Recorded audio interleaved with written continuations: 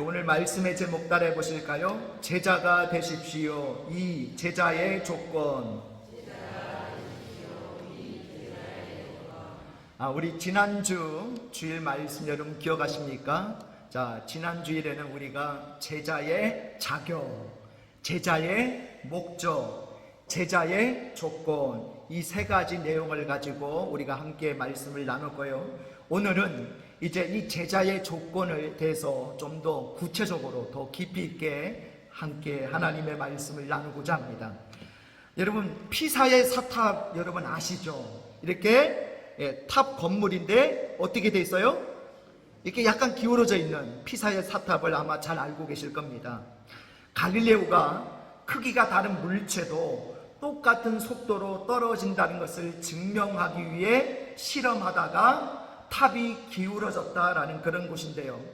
자, 그런 사연 때문에 이 유명한 사탑에는 매년 수많은 관광객들이 몰려오고, 그래서 피사 지역 주민들은 많은 관광객들 덕분에 관광 수입을 통해서 짭짤한 소득을 얻고 있습니다.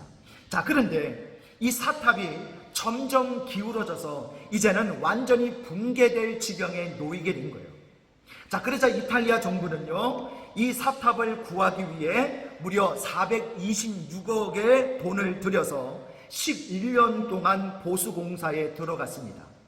자, 이 보수공사 덕분에 피사의 사탑은 더 이상 기울어지지 않고 반대쪽으로 조금 세우는 작업까지 성공할 수 있게 되었다고 해요. 자, 문제는 이제 여기서 이제 출발을 하게 되는데, 처음에는 이 피사의 사탑이 쓰러지지 않을 정도만 복원을 했는데, 이 사탑이 매년 자기 스스로 균형을 잡기 시작을 한 겁니다. 기울어진 이 피사의 사탑이 이제는 점점 균형을 잡다 못해 이제는 피사의 직탑이 될 지경에 놓이게 된 거예요. 자, 물론 완전히 수직으로 서는 데까지는 시간이 좀 걸린다고 합니다. 약 200년에서 300년 정도 걸린다고 해요. 하지만 벌써부터 이 피사 지역 주민들은 걱정을 하고 있다고 합니다. 현재 이 피사의 사탑에는 매년 600만 명의 관광객이 찾아와서 사진을 찍고 가는데, 만약 이 피사의 사탑이 직탑이 되어버린다면 누가 찾아오겠느냐는 거죠. 피사의 사탑이 유명한 이유는 기울어져 있었기 때문인데, 이게 바로 서버리면 유명할 이유가 없어지기 때문이죠. 그래서 이 피사의 시장인 마르코라는 이 시장이 이런 말을 했습니다. 우리는 사탑이 복구되는 것은 환영했지만 똑바로 서는 것은 원하지 않습니다. 그들은 왜 기울어진 사탑이 바로 서는 것을 원하지 않을까요?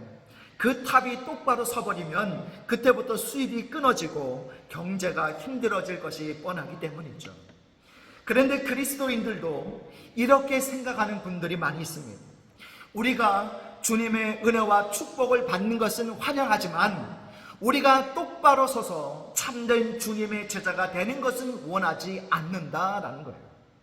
진정한 제자가 되면 그때부터 우리가 누려왔던 세상적인 행복과 즐거움을 빼앗기지 않을까 걱정하기 때문에 이런 생각을 하는 거죠. 그러나 과연 그럴까요?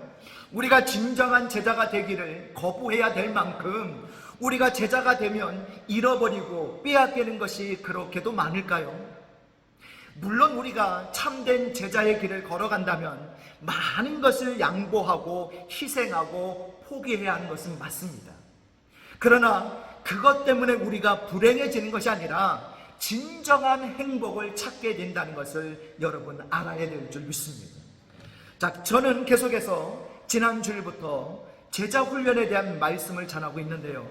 자, 지난 시간에는 제자가 되어야 한다라는 말씀을 전했죠. 오늘 이 시간에는 이제 두 번째 시간으로 제자가 된다는 것이 어떤 의미를 가지고 있는가, 오늘 제자가 되기 위해서는 어떤 조건이 필요한가, 여기에 대한 말씀을 함께 나누고자 합니다. 오늘 이 말씀을 통해서 우리 모두 진정한 제자의 길로 한 걸음 나아갈 수 있는 그런 시간 되시기를 바랍니다. 자, 우리 화면 보시면서 그렇다면 제자의 조건은 뭐냐? 첫 번째 따라해 보실까요? 안정된 삶을 포기해야 합니다. 예, 우리 누가복음 9장 57절을 같이 했습니다. 시작. 길 가실 때에 어떤 사람이 여짜오되 어디로 가시는지 나는 따르리라. 아멘. 자, 오늘 말씀해 보니까 어디 가실 때? 길 가실 때라고 말씀하고 있죠. 지금 예수님께서 무슨 길을 가고 계십니까? 자, 51절을 참고해 보면요, 예수님께서 승천하실 때가 가까워지고 있다라고 말씀하고 있어요. 그런데 예수님께서 승천하시려면 어떤 과정을 통과하셔야 됩니까? 십자가와 부활이죠. 그냥 이런 과정 없이 직통으로 승천할 수 있는 것이 아니었습니다. 자, 그래서 예루살렘으로 올라가시는 길인데 어떤 마음으로 올라가고 계실까요? 예루살렘을 향하여 올라가기로 굳게 결심하셨다라고 성경은 말씀합니다.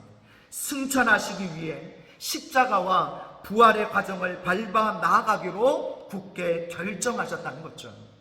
부활과 승천의 영광을 얻기 위해 지금 십자가의 길을 걸어가야 하기 때문이죠. 자, 지금 예수님께서 이런 길을 걸어가고 계십니다. 자, 이런 분위기를 아는지 모르는지 그런 예수님께 어떤 사람이 찾아왔어요. 자, 마태복음에 보니까 이 사람은 서기관이었다라고 기록하고 있는데요. 자, 서기관은 당시에 학식도 있고 물질도 있고 권력도 있는 굉장히 안정적인 지위를 가진 사람입니다. 자, 이런 사람이 찾아와서 예수님께 뭐라고 말을 합니까? 주님이 어디로 가시는지 나는 따르리이다. 여러분, 이게 무슨 뜻입니까? 이 고백은 단지 예수님을 믿는 정도의 수준이 아니라 예수님의 진정한 제자가 되겠다는 고백이 아닙니까? 그것도 누가 겉면에서 이런 고백을 한 것이 아니라 스스로 자발적으로 주님 앞에 나와서 이런 고백을 하고 있는 거예요. 자, 그런데 그가 미처 생각하지 못한 것이 하나 있습니다. 제자의 삶을 사는 것이 어떤 삶인가, 어떤 삶을 살아야 되는가, 거기에 대해서 심각하게 생각하지 않았다는 사실이에요. 그걸 어디에서 알 수 있습니까? 바로 주님의 대답에서 알 수가 있죠. 주님은 너가 가고자 하는 길이 결코 안정된 길이 아니라 십자가의 길이다라는 것을 말씀해 주고 있어요. 자, 우리 누가복음 9장 58절에 같이 했습니다. 시작. 예수께서 이르시되 여우도 굴이 있고 공중의 새도 집이 있으되 인자는 머리 둘 곳이 없도다 하시고. 아멘. 예수님은 머리 둘 곳조차 없으실 정도로 피곤하고 불안정한 삶이 될 것인데 그래도 네가 따르겠느냐라고 지금 묻고 계신 거예요. 아마 이 사람은 예수님께서 권능을 행하시고 위대한 일들을 행하시니까 그게 너무나도 멋있게 보여서 예수님을 따르려고 했던 것으로 보입니다. 그런데 그분을 따르는 길은 여우나 새도 가지고 있는 최소한의 삶의 터전조차도 없는 길이었다는 것을 그는 몰랐던 거죠. 이런 길이라는 것을 알면서도 정말 주님의 뒤를 따르겠다고 고백할 때 그 사람이 진정한 제자의 삶을 길을 걸어가고 있는 거예요. 예수님의 제자가 되려면 고난과 희생과 포기의 삶을 각오해야 되는 것입니다. 십자가 고난을 각오하는 결단이 있어야 진정한 제자의 길을 걸어갈 수 있는 거죠. 교회 나오는 목적이 세상적인 축복 때문에 나오는 분들이 많이 있습니다. 내가 성공하는데 별 도움이 안 된다면 왜 예수를 믿어야 하는지 모르는 거죠. 우리는 왜 예수님을 믿어야 됩니까? 어떤 분들은 이렇게 이야기합니다. 당연히 예수 믿어야 구원받고 천국에 가지 않습니까? 물론 그것도 당연하고 맞죠. 그러나 그게 전부는 아닙니다. 아니면 세상에서 하나님의 도움으로 나의 꿈을 이루기 위해 그런 정도의 수준이 아니라는 말이에요. 성숙한 그리스도의 제자가 되어서 저 하늘의 상급을 바라보며 주님의 영광을 위해 고난도 이겨내면서 이 땅에서 하나님의 나라를 세워가기 위해 우리는 예수님을 믿는 줄 믿습니다. 여러분, 지금도 있는지 모르겠는데 저 서울 강남에서 한때 굉장히 히트했던 신종 직업이 하나 있었는데 그 직업이 바로 뭐냐면 대신맨이라는 직업입니다. 대신맨. 이 대신맨이 무슨 뜻일까요? 뭐든지 시키는 것이라면 대신해 드리는 그런 직종인데 주로 이제 싱글 여성들이 이 사람들을 많이 이용을 하는데 마트에 가서 장을 봐온다든지 또는 병원에 가서 대신 처방받고 약을 타온다든지 또는 뭐 집에 이제 못을 받거나 전등을 갈아주는 일들을 시킨다고 해요. 자, 한번 서비스를 이용하는데 5,000원 정도면 이용할 수 있고 또 자질구레한 일들을 시킬 수 있어서 많이 이용한다고 합니다. 한 업체당 대신맨이 20에서 30명씩 있고 하루에 평균 500건의 서비스 신청이 들어온다고 하니 이 적지 않은 큰 사업이라고 할 수 있죠. 요즘은 뭐 워낙 또 뭐 칼부림 사건이 많이 일어나고 뭐 또 성폭행 같은 그런 강력 범죄 때문에 학부모들이 자녀나 여성을 집까지 무사히 이렇게 데려오게 하는 그런 심부름도 많이 시킨다고 합니다. 주님의 제자가 된다는 것은 영적인 대신맨이 되는 거예요. 주님의 손가발이 되어서 세상을 치유하며 회복하는 일을 감당하는 것입니다. 자, 그런데 주님이 내게 맡기신 그 일이란 여러분 우리가 그 일을 봤을 때 처음에는 그렇게 거창한 일이 아니에요. 큰 일도 아닙니다. 대부분은요 아주 작은 일이에요. 그런데 주님은 이런 작은 일에도 우리가 충성되게 일하기를 원하시는 거예요. 이 세상의 상급이 아니라 하늘의 상급을 바라보며 고난과 희생과 섬김의 길을 걷기를 원하십니다. 주님의 제자가 된다는 것은 화려한 세상을 즐기며 온갖 환상적인 경험을 하는 것이 아닙니다. 주님의 제자가 된다는 것은 희생과 섬김의 길을 걷기로 결단하는 거예요. 주님이 영광스럽게 승천할 수 있었던 것은 십자가와 부활의 길을 걸어가셨기 때문입니다. 이 땅에서 안정된 삶을 기꺼이 포기할 수 있는 이유는 이 땅이 전부가 아님을 알기 때문입니다. 그리고 하늘에서 받을 영원한 상급이 크기 때문입니다. 하늘의 상급을 바라며 기꺼이 희생과 섬김의 삶을 살아가는, 그래서 진정한 제자의 길을 걸어가시는 저와 여러분이 되시기를 바랍니다. 자, 두 번째 제자의 조건입니다. 우리 따라해 보실까요? 우선순위를 결정해야 합니다. 자, 우리 누가복음 9장 59절을 같이 했습니다. 시작. 또 다른 사람에게 나를 따르라 하시니 그가 이르되 나로 먼저 가서 내 아버지를 장사하게 허락하옵소서. 아멘. 자, 주님께서는 또 다른 사람에게 나를 따르라고 하셨습니다. 자, 이번에는 자발적으로 제자가 되겠다는 사람이 아니었죠. 이번에는 강제적으로 헌신하라고 도전하신 거죠. 자, 그러니까 이 말을 들은 사람이 뭐라고 대답합니까? 나로 먼저 가서 내 아버지를 뭐하게 허락해 주세요? 장사하게 허락해 주세요 라고 말을 합니다. 자, 여기 중요한 표현이 있습니다. 나로 먼저라는 이 말이에요. 자, 주님의 제자가 되는 것보다 더 중요한 일이 내게 있다는 말이죠. 복음을 전하는 일보다 더 시급하게 해결해야 될 일이 있다는 말입니다. 그런데 이런 자세를 가진 사람은 진정한 제자의 길로 나아갈 수 없습니다. 자, 그런데 이 사람에게 중요했던 일이 어떤 일입니까? 돌아가신 아버지의 장례를 끝내는 일이었어요. 자, 당시 유대인의 법에서는 장례는 일주일 동안, 7일 동안 해야 했고, 그 기간 동안에는 예배도 절기도 심지어 할례 의식도 연기할 수가 있었다고 합니다. 이런 분위기에 있었으니 이 사람은 당연히 이런 요구를 할 수 있었던 거죠. 나만 이런 식으로 사는 것이 아니라 다 이런 식으로 살아가는데 왜 유독 나에게만 이런 삶을 강요하십니까? 다른 사람들은 잘도 타협하면서 살고 잘도 즐기면서 살고 잘도 성공하면서 사는데 왜 나만 희생해야 된다는 말입니까? 지금 나에게 이게 더 중요하니까 잔말 마시고 허락해 주십시오. 지금 이런 말을 하고 있는 거죠. 그래서 우리 주님께서 뭐라고 말씀하십니까? 우리 누가복음 9장 60절 같이 했습니다. 시작. 이르시되 죽은 자들로 자기 죽은 자들을 장사하게 하고 너는 가서 하나님의 나라를 전파하라 하시고. 아멘. 자, 이때 예수님께서는 죽은 자들로 자기의 죽은 자들을 장사하게 하라 라고 말씀하십니다. 자, 여기 나오는 이 죽은 자들은요, 어떤 자들을 이야기하냐면 영적으로 죽은 자들을 이야기하는 거예요. 자, 이 사람들은 오로지 세속적인 일에만 관심이 있고 영적인 일에는 전혀 관심이 없는 자들을 의미하는 거예요.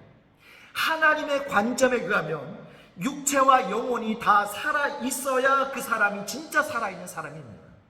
그러니까 이런 일은 영적으로 죽은 자들에게 맡기고 너는 가서 하나님의 나라를 전파하라 라는 말씀입니다. 이것은 아버지 장례도 치르지 말라는 인륜과 도덕을 무시하는 명령이 아니에요. 여러분, 예수님만큼 부모를 공경하셨던 분은 없습니다. 하지만 그분은 하나님의 중요한 사명의 길을 걸어갈 때는 과감하게 부모를 떠나셨던 분입니다. 내 인생에서 가장 중요한 일이 바로 하나님께서 나에게 주신 사명이라는 말씀이에요. 부모를 버리라는 말씀이 아니라 둘 중에 하나를 선택해야 할 일이 생길 때에 사명을 선택할 수 있어야 된다라는 말씀입니다. 제자의 삶을 살아가는 것보다 더 크고 중요한 일은 없다는 말씀이에요. 어떤 분이 이제 선교사로 헌신을 하게 되었습니다. 그분이 선교사로 헌신하셨던 이유는 형님 부부가 부모님을 잘 모시고 계셨기 때문입니다. 그래서 이제 부모님을 형님 부부에게 맡기고 이제 자기는 선교사 사역을 감당하기 위해 출국을 준비하고 있었습니다. 그런데 출국을 앞두고 갑작스럽게 형님한테 전화가 왔어요. 아니, 형님한테 전화가 온 것이 아니라 이제 병원에서 전화가 왔는데 이 형님 부부가 교통사고를 당해서 한꺼번에 두 분이 다 돌아가셨다는 충격적인 소식을 전해 듣게 된 거예요. 자, 이때 어떻게 해야 될까요? 부모님을 남겨두고 선교사로 떠나야 되겠습니까? 아니면 부모님이 돌아가실 때까지 여러분 선교사 사역을 미뤄둬야 되겠습니까? 여러분이라면 어떤 선택을 하시겠습니까? 자, 저는 여기에 꼭 정답이 있는 것은 아니라고 생각합니다. 하지만 그 선교사님은 눈물을 흘리면서 부모님을 하나님께 맡기고 선교 사역을 위해서 떠나기로 결정을 내렸습니다. 이런 선교사님의 모습을 보고 주변 사람들은 눈물로 축복하면서 그 선교사님을 파송하지 않을 수 없었다고 해요. 그때 그 선교사님의 삶을 보면서 어떤 사람이 만든 찬송이 있는데 바로 그 찬송이 우리가 많이 부르는 십자가의 길 순교자의 삶이라는 찬양입니다. 하나님의 사랑이 영원히 함께하리 십자가의 길을 걷는 자에게 순교자의 삶을 사는 자에게. 여러분, 십자가의 길을 걷는 자에게 하나님의 사랑이 영원히 함께할 것이라고, 조롱하는 소리가 있고 세상의 유혹이 있을지라도 주님의 순결한 신부가 될 것이라고 고백하는 찬양입니다. 이런 찬양을 우리는 평상시에 늘 부르면서도 이 찬양의 삶이 이런 수준의 삶이라는 것은 꿈에도 생각해 보지 못했을 겁니다. 눈물을 흘리며 사명의 길에 뛰어드는 삶이 바로 제자의 삶입니다. 지금 나에게 중요한 일들이 있지만 그 모든 것을 포기하고 주님의 십자가를 지고 따르는 삶을 살아가는 자가 진정한 제자인 줄 믿습니다. 영적으로 죽은 자들이나 하는 일들을 행하면서 내가 제자인 것처럼 착각하지 마시기 바랍니다. 누가복음 14장 26절 27절에 보면 이런 말씀이 나와요. 무릇 내게 오는 자가 자기 부모와 처자와 형제와 자매와 더욱이 자기 목숨까지 미워하지 아니하면 능히 내 제자가 되지 못하고, 누구든지 자기 십자가를 지고 나를 따르지 않는 자도 능히 내 제자가 되지 못하리라 말씀하셨습니다. 주님이 여러분 인생의 가장 중요한 최고의 우선순위가 되시기를 바랍니다. 나에게 주님보다 더 소중한 것은 없고, 주님보다 더 시급한 것은 없고, 주님보다 더 중요한 일은 없습니다. 우리는 시험 때문에 예배를 포기하고, 고난 때문에 주님을 멀리하고, 피곤하고 바쁘고 분주하다는 이유로 주님을 뒤로 밀어내는 모습으로는 제자의 길을 걸어갈 수 없다는 것입니다. 주님이 우리를 부르실 때 우리 모두 바른 우선순위를 세우시고 진정한 제자의 길을 선택할 수 있는 저와 여러분들이 되시기를 바랍니다. 마지막 세 번째 제자의 조건입니다. 우리 따라해 보실까요? 미련을 버려야 합니다. 우리 누가복음 9장 61절을 같이 했습니다. 시작. 또 다른 사람이 이르되 주여 내가 주를 따르겠나이다마는 나로 먼저 내 가족을 작별하게 허락하소서. 아멘. 자, 이때 또 다른 사람이 주님께 말을 했습니다. 이번에는 강제적인 명령이 아니라 스스로 자원하기는 했는데 조건을 내걸었죠. 어떤 조건을 내걸었어요? 나로 먼저 내 가족을 뭐하게 허락하소서? 작별하게 허락하소서. 이 사람도 나로 먼저라는 말을 내걸었습니다.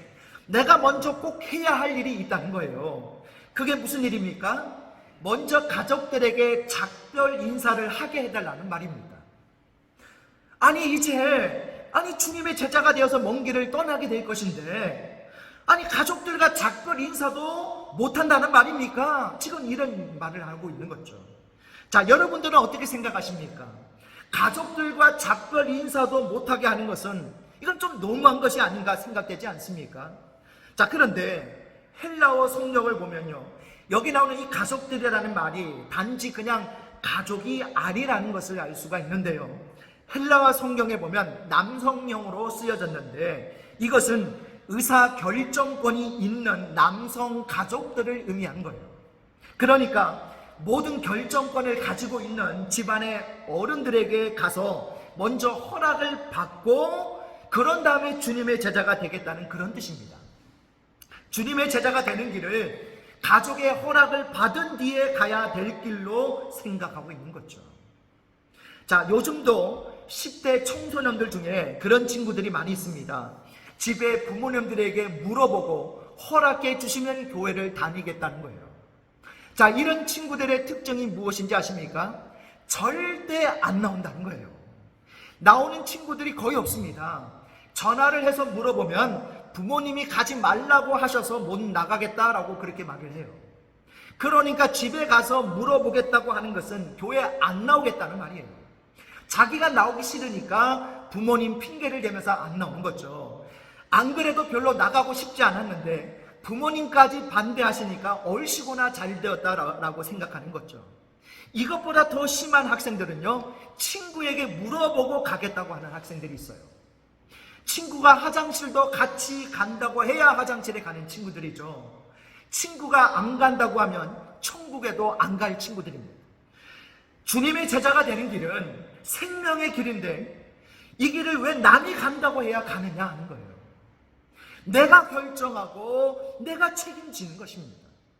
자, 이 말에 예수님께서 뭐라고 대답하십니까? 우리 누가복음 9장 62절 같이 했습니다. 시작. 예수께서 이르시되 손에 쟁기를 잡고 길을 돌아보는 자는 하나님의 나라에 합당하지 아니하니라 하시니라. 아멘.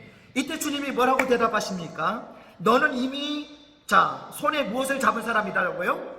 쟁기를 손에 잡은 사람이라고 말씀하셔요. 이미 주님의 제자의 길로 들어섰다는 말입니다.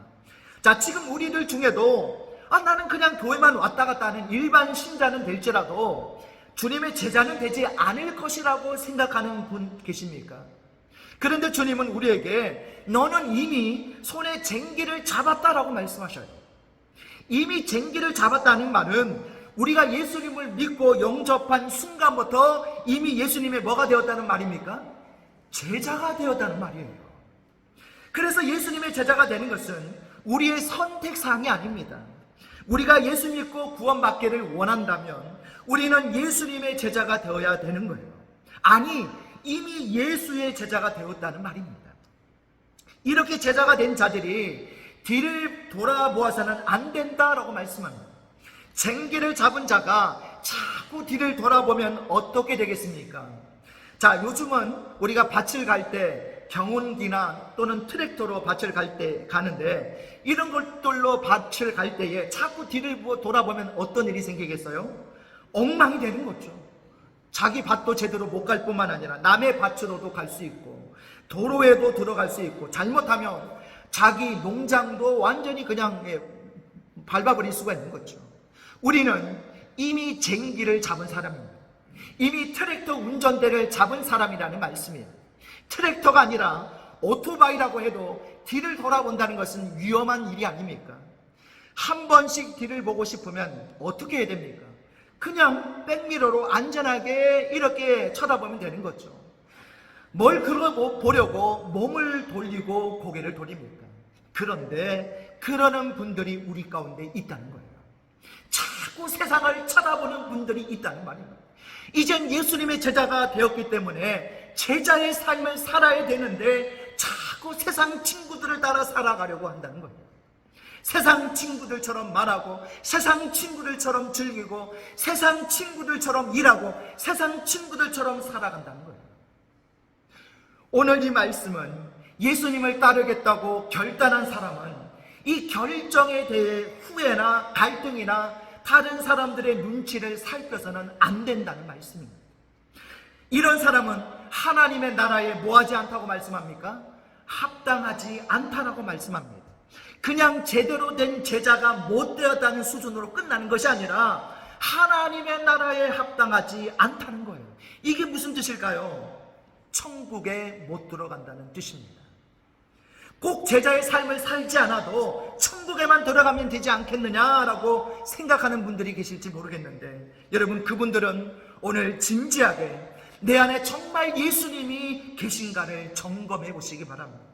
정말 내가 나를 위해 십자가에 죽으시고 부활하신 예수님을 믿고 영접했는지 점검해 보시기 바랍니다. 내 안에 예수님이 없다면 죽은 믿음이에요. 죽은 믿음으로는 절대로 천국에 들어갈 수 없습니다.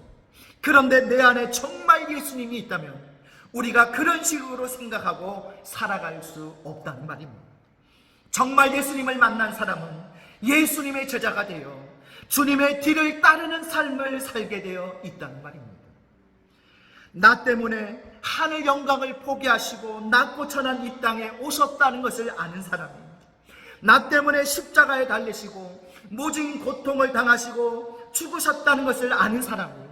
나 때문에 지금도 하나님 보좌 우편에서 쉬지 않고 중보하고 계신다는 것을 아는 사람이 어떻게 아직도 나만 위해 살겠다고 생각할 수 있냐는 말입니다. 절대 그럴 수 없다는 것입니다. 나를 위해 죽으시고 3일 만에 다시 살아나셔서 나의 구원자가 되신 주님을 정말 믿는 사람이라면 오늘 내 인생의 목표가 결정되고 방향이 결정되고 우선순위가 분명하게 결정되게 되어 있다는 말입니다. 이미 손에 쟁기를 잡은 사람이 되었다는 말입니다. 그래서 주님은 너는 이미 손에 쟁기를 잡은 사람이다 라고 말씀하시는 거예요. 너는 이제 뒤를 돌아볼 수 없는 사람이다. 네가 만약 뒤를 돌아보고 세상의 미련을 버리지 못하고 있다면 너는 아직도 나를 만난 사람이 아니다. 너는 아직 나를 만나서 구원받은 하나님의 백성이 아니다 라고 말씀하고 있는 거예요. 손에 쟁기를 잡고 뒤를 돌아보는 자는 하나님의 나라에 합당하지 아니합니다. 오늘 이 말씀이 여러분의 심령을 때리는 결정적인 말씀이 되시기를 바랍니다. 정말 나를 위해 죽으시고 다시 부활하신 주님을 믿는 하나님의 백성이라면 이젠 예수님의 제자가 되어 내 손에 쥐어진 쟁기를 잡고 열심히 전진해야 되는 것입니다. 우리 모두 살아있는 믿음으로 진정한 제자의 길을 걸을 뿐만 아니라 예수님의 제자가 되겠다는 인생의 목표를 정했으면 뒤를 돌아보지 마시고 내 손에 쥐어진 쟁기를 잡고 열심히 믿음의 푯대를 향해 달려가시는 참된 제자들이 다 되시기를 바랍니다.